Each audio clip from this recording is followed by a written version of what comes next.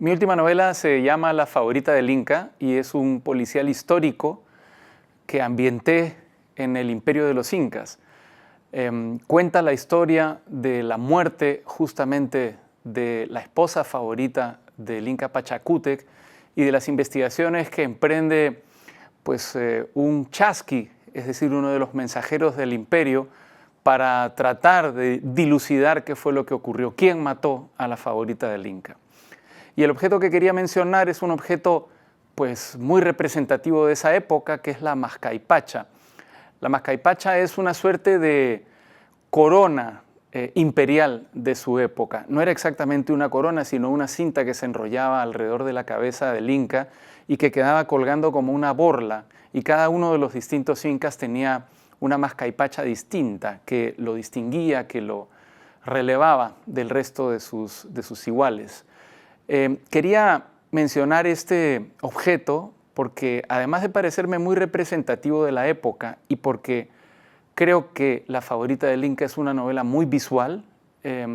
creo que es un objeto que representa el poder político de su época. Y esta novela, además de ser un policial histórico, una novela en la que se resuelve este misterio lentamente, capítulo a capítulo, y luego remontándose al pasado, a los orígenes del imperio incaico, además de ser esto, esta es una novela en la que yo he intentado reflexionar sobre el ejercicio del poder, sobre las formas, las múltiples formas en que los seres humanos persiguen el poder, aspiran al poder, muchas veces son capaces de cualquier cosa para conseguir el poder, y también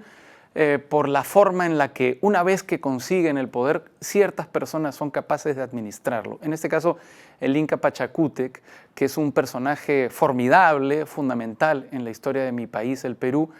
que funda el imperio incaico con una serie de bases muy innovadoras para su tiempo, permitiendo que las demás culturas que son conquistadas por los incas se incorporen a esta pequeña cultura que va expandiéndose desde el Cusco al resto de América Latina, y que fue un imperio que duró relativamente poco tiempo, cerca de 90 años, menos de 90 años duró el imperio de los incas, de modo que pudo perfectamente existir un personaje que viviera al momento de la fundación del imperio de los incas y siguiera vivo en el momento de la conquista, que es justamente lo que yo quisiera hacer